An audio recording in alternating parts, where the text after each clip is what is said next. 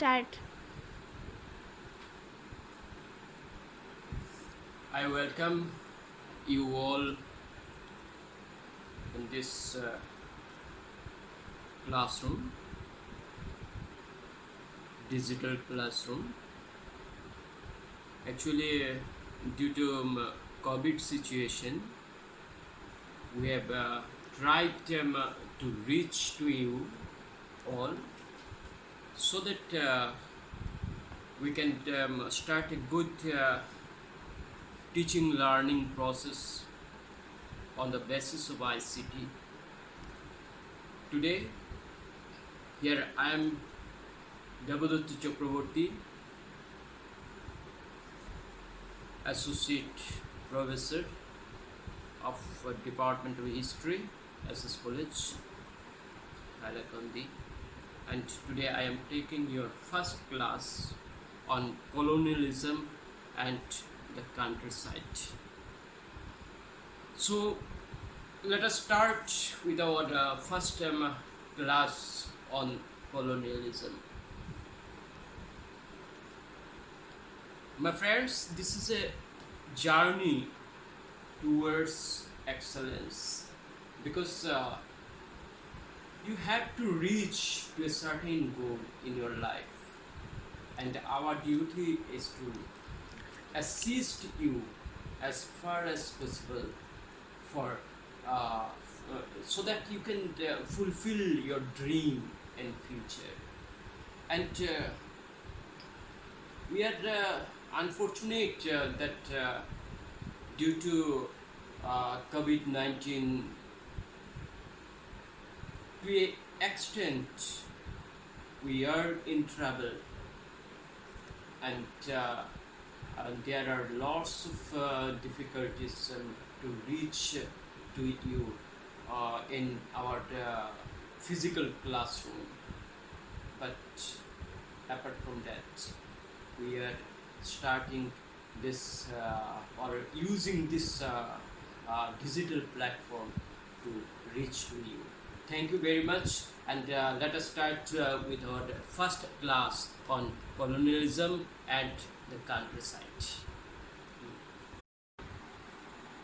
So my loving students of HS second year, what does colonialism mean? This is the first thing that we should understand for going to the particular subject materials on colonialism and the countryside. Colonialism is a practice of domination which involves the subjugation of one people to another. One of the difficulties in defining colonialism is that it is hard to distinguish it from imperialism. So it's very difficult to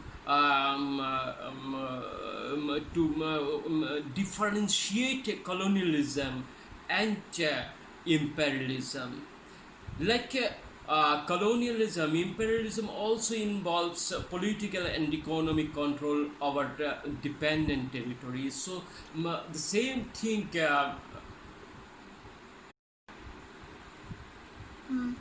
So colonialism is a practice of domination. Actually, it wants to dominate over the subjected people. So also imperialism, it also wants to control the state, the subjugated state, through its economy, its politics, everything. So it's a kind of they actually the colonial power, they wanted to establish a satellite state in other part, and wanted to squeeze everything of that satellite state. And just at the time of British power in India, they utilized India. They took everything from India to the benefit for the just for the benefit of the mother state. So the main motto of the colonialism is a practice of domination which involves the subjugation of one people to another. Now, let me start with Bengal and the Chaminades. As you know, colonial rule was first established in Bengal in India. In case of India, this colonial rule was for the first time established in Bengal by the British. It is here that the earliest attempts were made to reorder rural society and establish a new regime of land rights and new revenue system. So the British authority wanted to establish a new revenue system in Bengal just after that they established their power in Bengal. That is after 1757 onwards. That is just after the Battle of Plassey and the Battle of Boxer. So let us see what happened in Bengal in the early years of company rule. So let us explore the things that happened in Bengal during the time of the British or just after establishing their power in Bengal. An auction in Burdwan. In 1797, there was an auction in Burdwan. So in 1797, an auction took place in Burdwan. It was a big public event. So this auction, which was took place in Burdwan, it was a big public event. A number of mahals held by Raja of Burdwan were being sold. So huge numbers of mahals were sold at that time.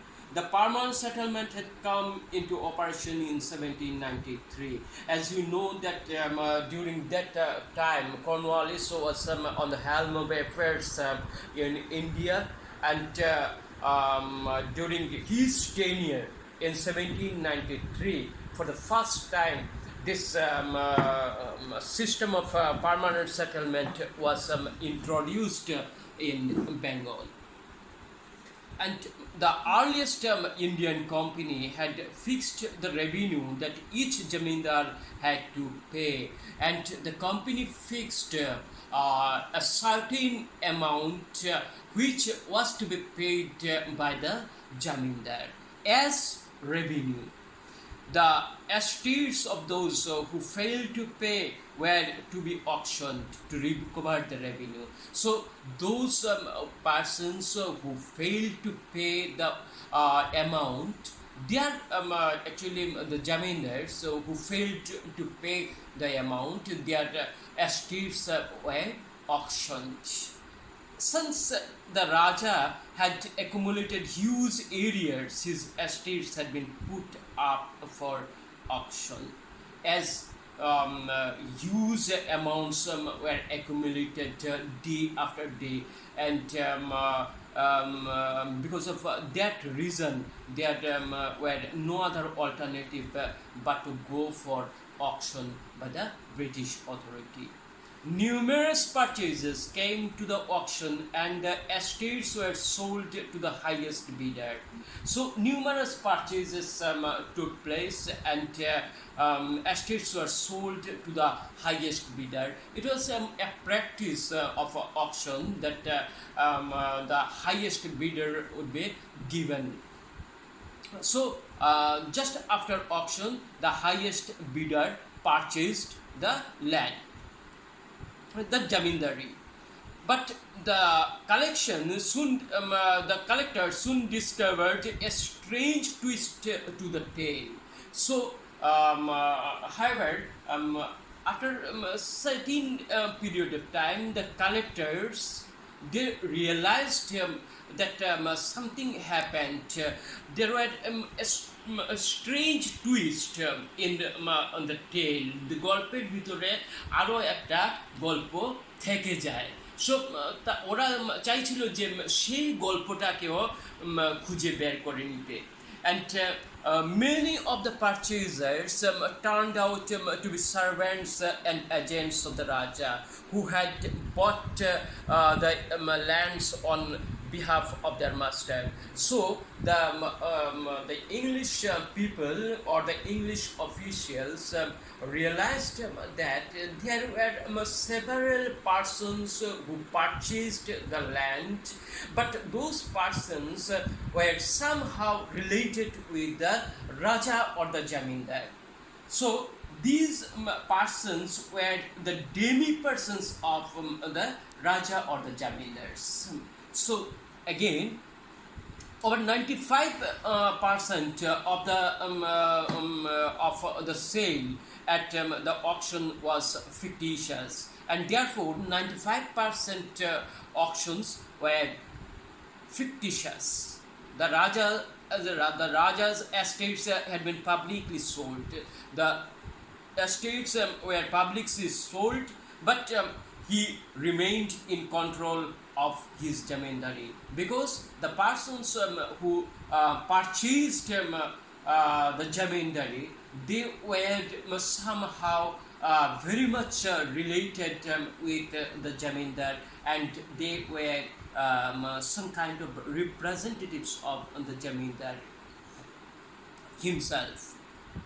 Why had the Raja failed to pay the revenue? Who were the purchasers at the auction? Why the Raja failed to pay the revenue? This was a question mark. And who were the purchasers at the auction? Kara kinte চায় সেই জামিনদারি, সেটাও একটা প্রশ্ন। So সেই প্রশ্নগুলোরই উত্তর আমরা পরবর্তী অংশে খুঁজব। What does the story tell us about what was happening in the rural areas of eastern India at that time? So, what was the thing that happened in rural areas of eastern India at that time or during that period? The problem of unpaid revenue. So again, this was a problem on the part of the Raja or the Jamindar, and simultaneously a problem on the part of the British officials, because they had to collect the revenue, and the Raja or the Jamindar had to pay the revenue. The estates of Bardhaman Raj were not the only ones sold during the closing years of the 18th century. So this jamindari was not sold just for once. It was sold several times during the last part of 18th century. Over 75% of the jamindari changed hands, and in that process of auction, several times jamindari were changed. In introducing the permanent settlement, British officials hoped to resolve the problem they had been facing since the conquest of Bengal.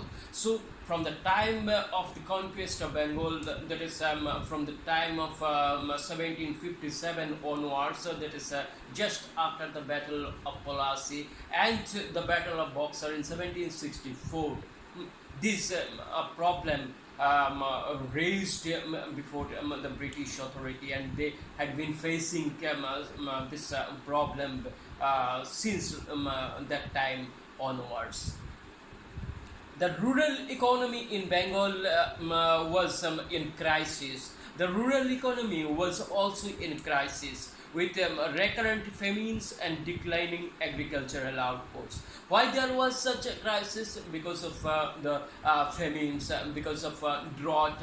As you know, that at that time, several times famine visited that portion, that Bengal. And several times drought visited them, and there were several natural calamities even. So these were some kind of problems.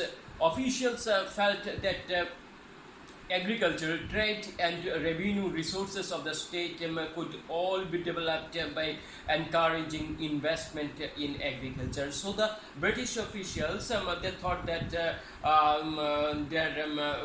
would be development in agriculture just after investment. This could be done by securing rights of property and permanently fixing the rate of revenue demand.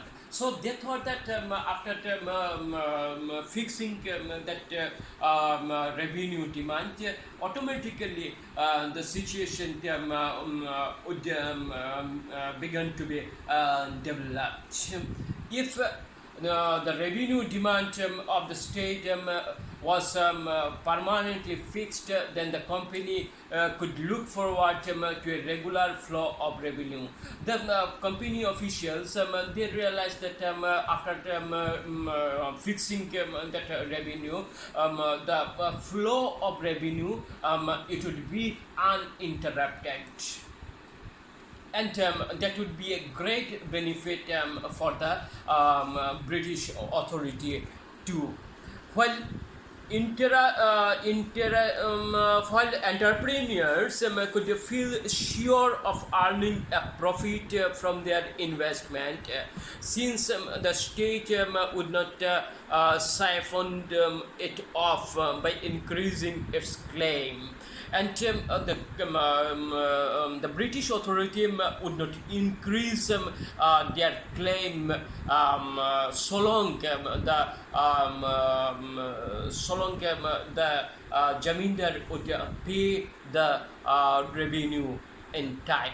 The process officials hoped would lead to the emergence of a class of yeoman farmers and rich landowners who would have the capital and enterprise to improve agriculture. And the British authorities also hoped that a new class, that is yeoman farmers and rich landowners would form, who would have the capital and enterprise to improve the agriculture. They would definitely try their best for the development of agriculture. Nurtured by the British, this class would also be loyal to the company, and it was also a hope of the British authority that this class of people would be very loyal to the British authority. They would remain loyal to the British authority in future. The problem, however, lay in identifying individuals who could both improve agriculture and contract to pay the fixed revenue to the state. But the problem was that it would be very difficult to identify the individual who could pay the revenue to the company in time, and also improve the agriculture. After a prolonged debate amongst company officials, the permanent settlement was made with the Rajas and Talukdars of Bengal. So after a prolonged discussion with the officials and after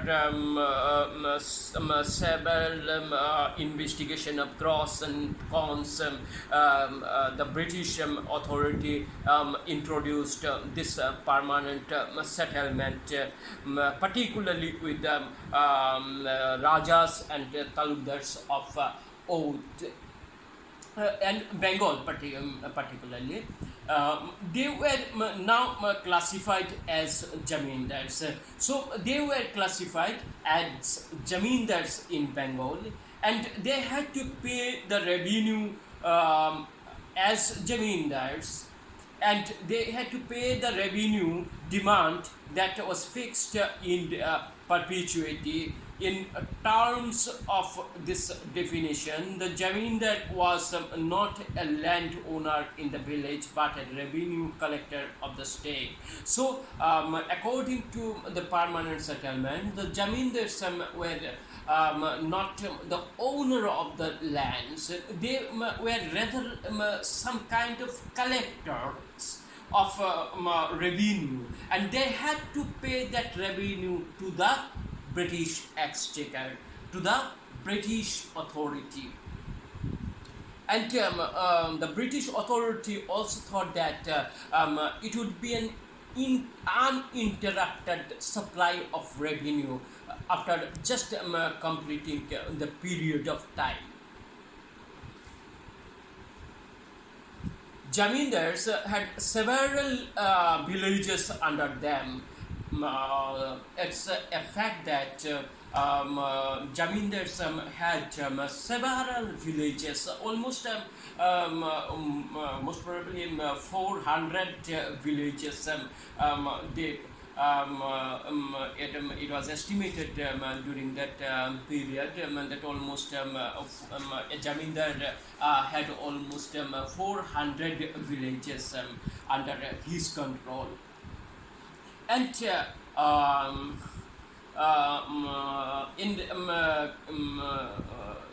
in company calculation, the villages within the Jamindari formed one revenue estate. So these villages formed one revenue estate, a single revenue estate, and the Jamindar had to pay the revenue on behalf of that estate.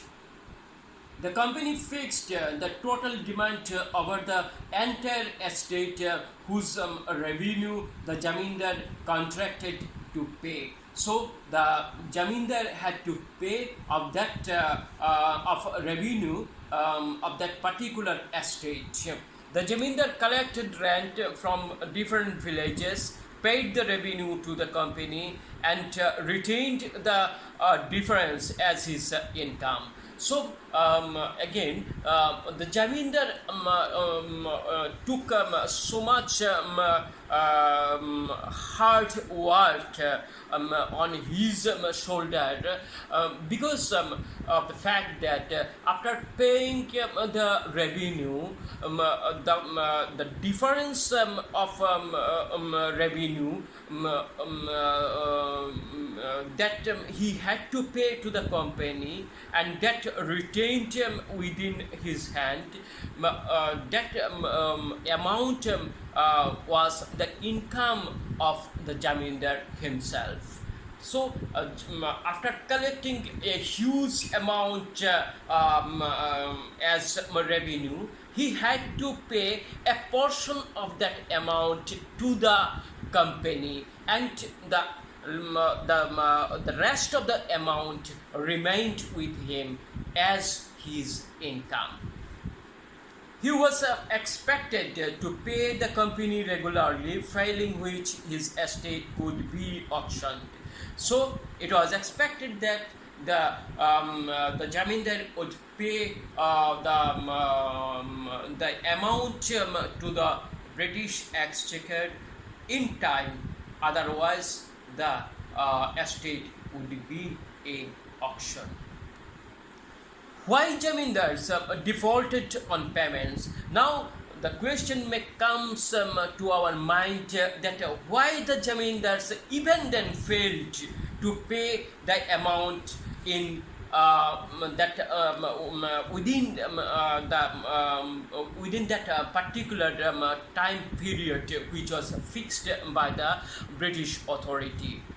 Company officials felt that a fixed revenue demand would give zamindars a sense of security and assured of returns on their investment, encourage them to improve their estates. So obviously the officials, British officials, thought that this permanent settlement would provide jamindars a sense of security, and they also thought that the jamindar would pay the stipulated amount to the British officials in time, and would take all possible care for the development of agriculture. In the early decades after the permanent settlement, however, zamindars regularly failed to pay the revenue demand and unpaid balances accumulated.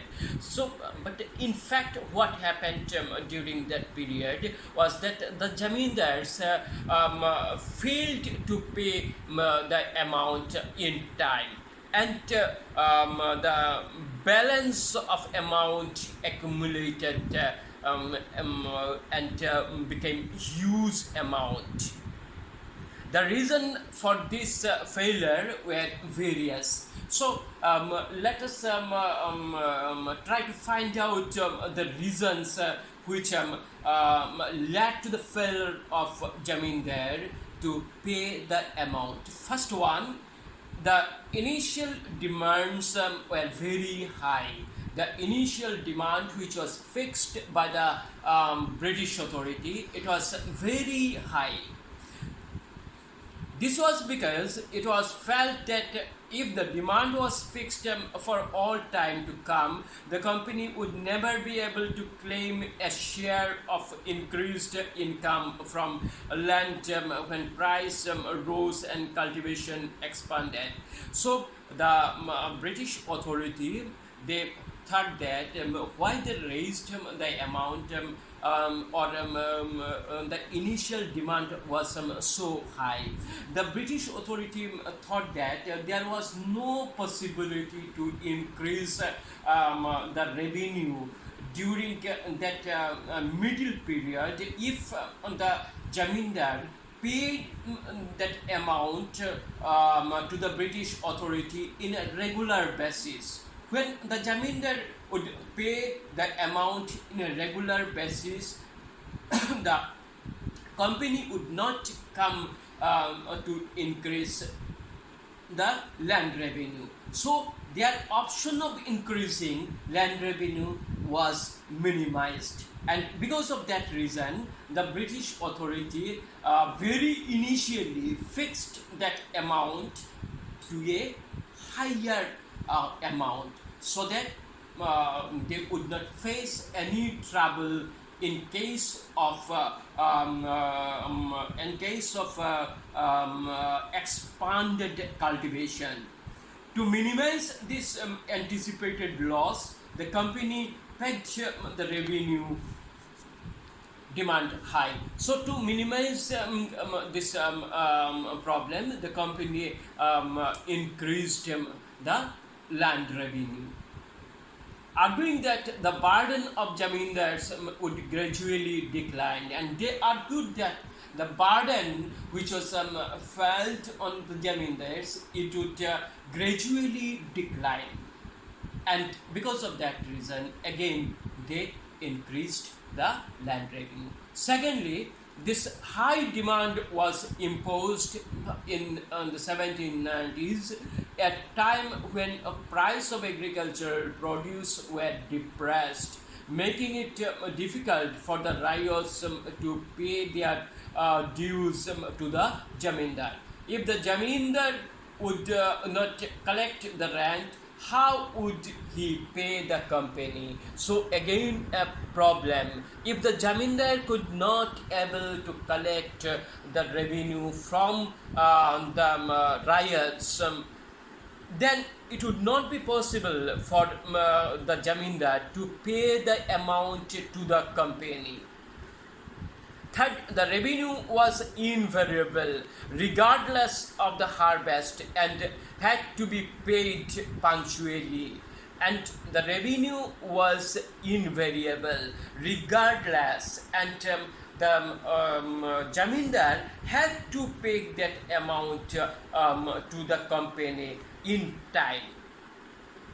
In fact, according to the sunset law, if payment did not come in by sunset of the specified date, the Jamindar was liable to be auctioned.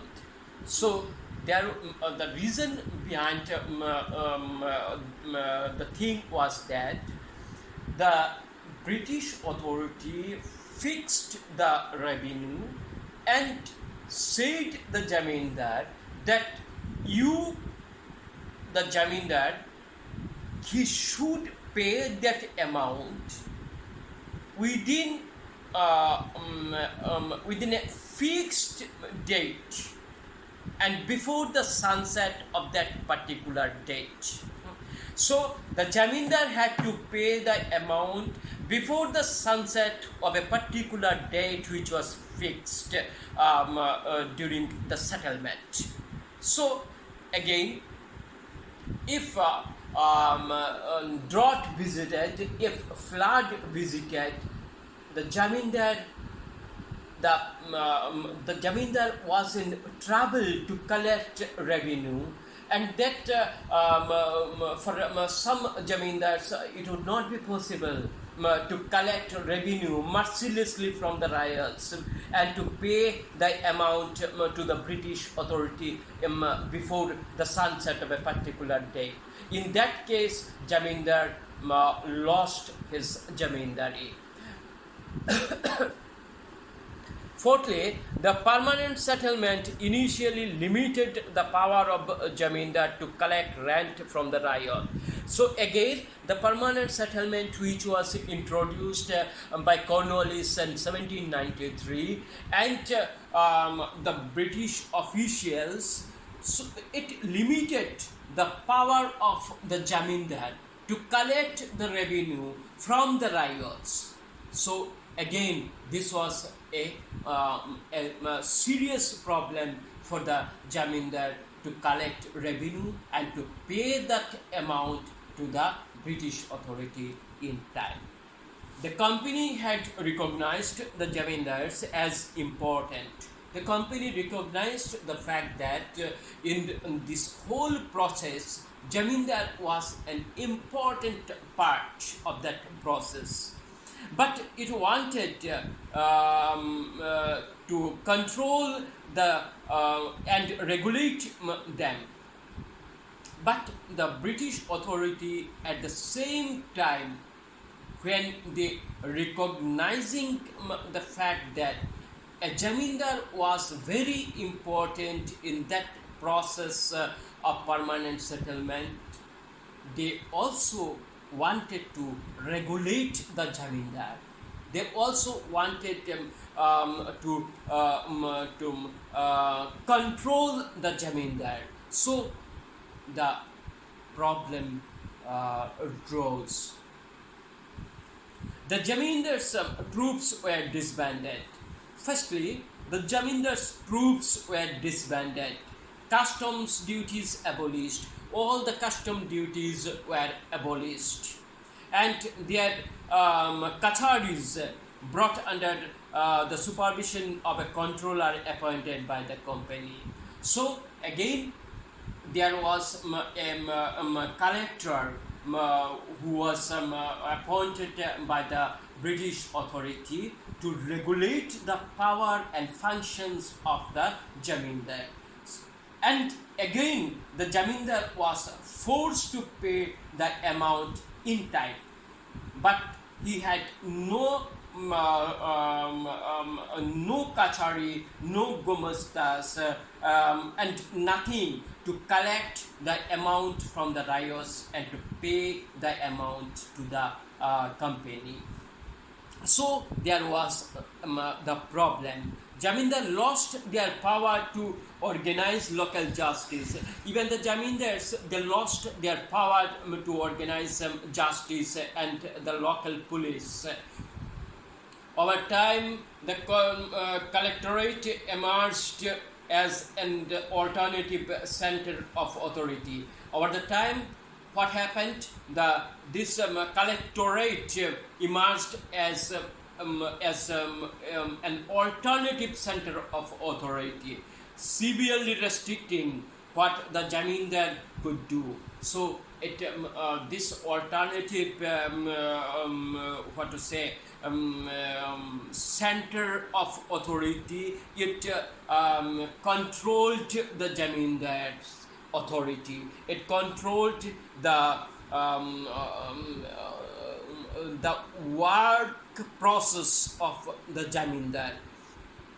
In one case, when a Raja failed to pay the revenue, a company official was speedily dispatched to his Jamindari. So when the Raja failed or the Jamindar failed to pay the amount, at once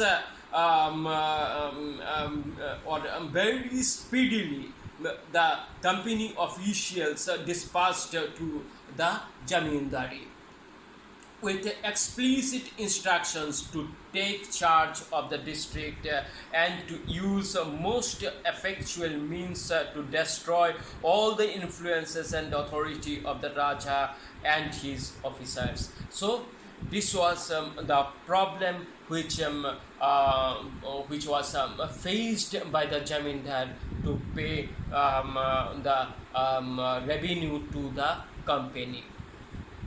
At the time of rent collection, an officer of the Jamindar, usually the Amla, came around to the village. So at the time of rent collection, an officer of the Jamindar, usually called Amla, he came to the village. But rent collection was a perennial problem. But this collection process, it remained a perennial problem for the Jamindar. Sometimes bad harvests and low prices made payment of dues difficult for the ryots. Sometimes low harvest, sometimes due to flood, sometimes due to low prices made payment of the ryots very difficult. At other times, ryots deliberately delayed payment. Sometimes it also happened that the ryots deliberately delayed the process of payment to the Jamindar. Rich ryots and village headmen, joddars and mandals were only too happy to see the Jamindar in trouble. So those ryots and the mandals and joddars, they were very happy to see the fact that the Jamindars were in trouble. The Jamindar could therefore not easily assert his power over them. But the Jamindars could not exercise his power over these ryots and the mandals and the joddars. Jamindars could prosecute defaulters, but the judicial process was long drawn. In Bardhaman alone, there were over 30,000 pending suits for arrears on rent payment in 1789. So in Bardhaman alone, there were 30,000 pending cases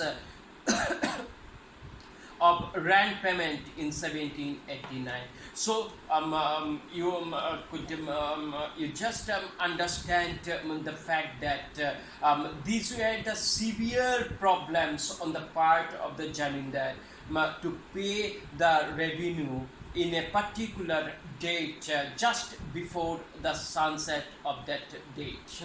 So these are the difficult problems that were faced by the Jamindars in course of payment of revenue, and that these problems ultimately led to the to the fact that which restrained the Jamindars to pay the amount in the due time. So let us stop for today. We have today discussed from page number 257 to 260, and from the next day we shall start from the rise of Jodhars. So I hope that this discussion would probe to be a boon for you, because hope, though our position is very much restrained to interact with us.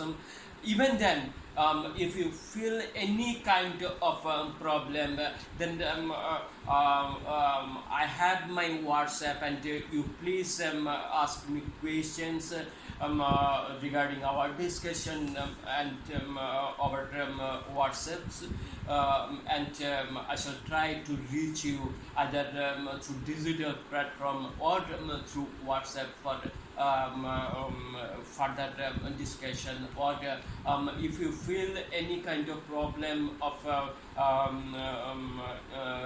preparing your answers, then you inform me through WhatsApp. I shall try my best to reach to you. Thank you very much. Thank you.